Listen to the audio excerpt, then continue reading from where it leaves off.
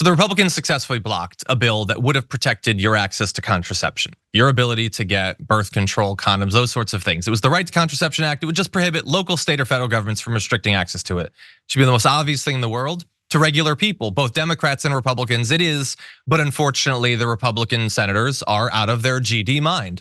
And so everyone but two voted against it. Two voted present. That is Lisa Murkowski and Susan Collins, which means because every bill is automatically filibustered, it failed. We don't even call it a filibuster anymore. The media doesn't even point out that this used to be considered a last-ditch emergency radical thing to do. It's just automatic, even for stuff that, what do you know, 80% of voters agree with.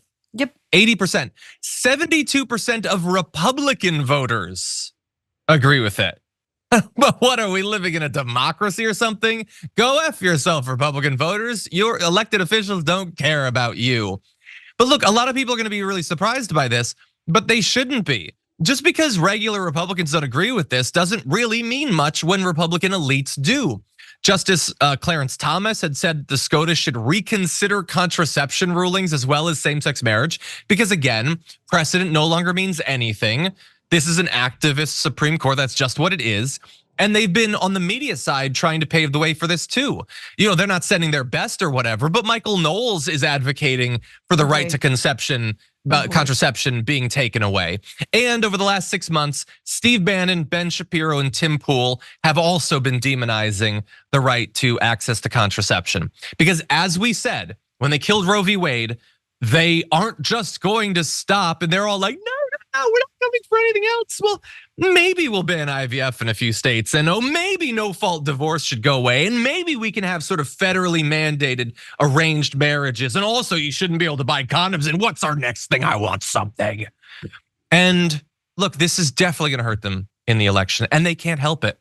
Trump, in an interview yesterday, was bragging about killing Roe v. Wade again. He just keeps reminding everyone of something that has doomed so many Republican candidacies over the past few years. Yeah, I mean, the Biden ads write themselves. I like how the right is like, if I'm not having sex, no one can. Like that's basically their attitude. If I'm an incel, everyone should be. Like look, it is not partisan as John said, but if you're running on a no sex line in the year 2024, it's just not cool. Like, I don't know how to explain this to you guys. Yeah, bodily autonomy this, a long 50-year right that. Just not cool. Nobody wants to like the no sex platform.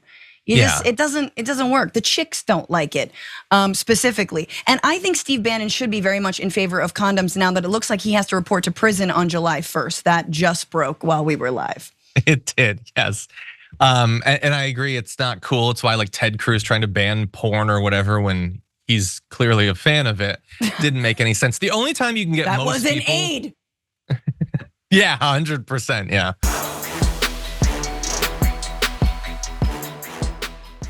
When you click the join button and become a tier 2 member, you get access to all of our weekly top 10 lists. What are you waiting for?